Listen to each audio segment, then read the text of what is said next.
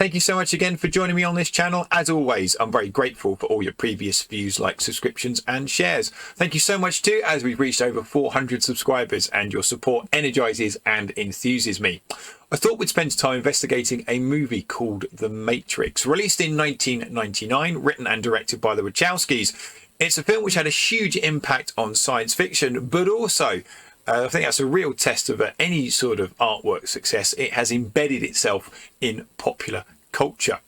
The basic premise of The Matrix is that The Matrix is a virtual computer simulation, a computer coding that humans exist in. Meanwhile, in the real world, humans are kept sedated and are nothing more than batteries for the evil robot warlords that overrule them. And of course, humans had created these evil robots as a form of artificial intelligence in the late 20th century. And as anybody knows who has even a brief understanding of science fiction, of course, it was all going to go horribly wrong. What's interesting about The Matrix is it follows a group of human beings who are awake in the real world and are trying to overthrow the robots to break free. Names are very important in the movie too. Our main protagonist is played by Keanu Reeves and is Neo. Look how his name is an anagram of one, hinting towards his Messiah-like significance in the movie.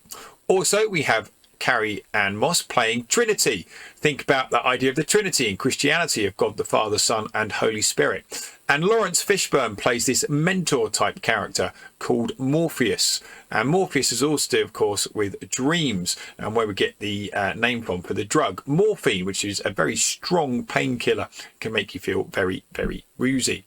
So what are some of the religious themes that come through The Matrix? Well, I wanted to start off by thinking about a gentleman by the name of René Descartes. He was a very famous French-born philosopher who was also a skilled mathematician and made some fascinating connections between algebra and geometry. He said, "I think, therefore I am." Or for fans of Monty Python, I'm pink, therefore I'm spam.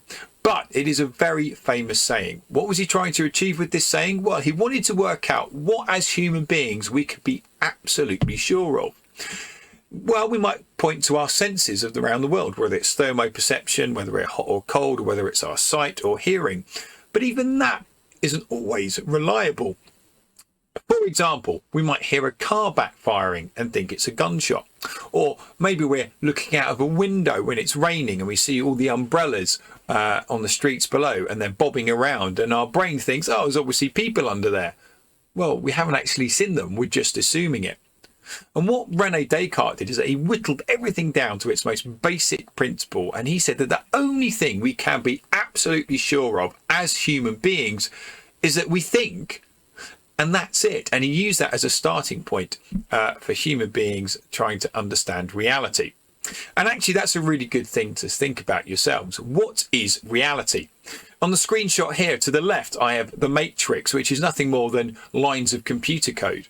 And to the right, we have Neo when he wakes up to the reality of the actual physical world. And he sees those human beings being kept in these pods, rather literally like batteries being recharged. What is reality to you? Is your reality come from your religious upbringing, your cultural upbringing? Is it something you thought about yourself? Maybe your perception of reality is changing, but it's always a kind of fun thing to play around with in terms of what is reality. But it goes a bit deeper than that, The Matrix, because one of the characters, Morpheus, says the line, "The body cannot live without the mind." It's at this point where there's a discussion about what is real and what is not. So, for example, our brains interpret the taste of food through electrical impulses. That's all we are, a sort of chemical machine. And it's interesting because when we feel pain, it's again transmitted through our brains. And the point that Morpheus is making is that he says that the body cannot live without the mind. But intriguingly, there are some philosophers who would agree, but also strongly disagree. There's a thinking in philosophy known as dualism. It's the idea that our minds and our bodies are completely separate. Yes, there is some communication between them because obviously we need to think in order to move parts of our body. But the point is that they are utterly separate. They're not intertwined.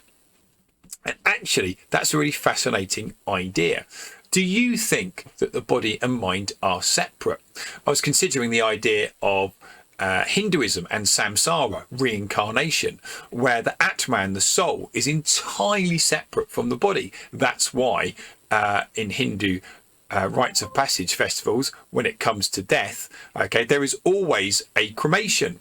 And what that basically means is that allows the Atman to escape, a distinct separation of body and mind. So in your investigations and your studies and your research, have a think about that. And what do you think? Do you think the body and the mind are two distinct separate entities?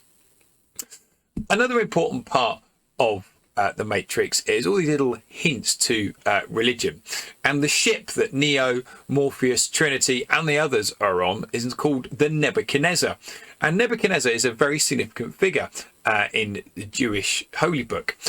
He's in the book of Daniel, and he was king at the time. He invaded Israel, destroyed the Temple of Solomon, and he was known for having a number of dreams, and some of these dreams were interpreted by Daniel. And it got me thinking about how important dreams are in religion. So, of course, you have Joseph and his coat of many colours, and we had those dreams. You have the story of how the Buddha's mother believed that she had a dream that she was going to have an important and significant child. And dreams can be used in religions as a way of God contacting humanity, and of course get all sorts of interesting ideas about what our dreams mean and what is our brain actually doing when we are dreaming. So have a think about these different ideas of dreams in your own studies, and have a think about where else religions point to the importance of dreams. So that's the Matrix. It is stuffed to the gills with all sorts of different ideas in religion and philosophy. It's a movie about some cool martial arts.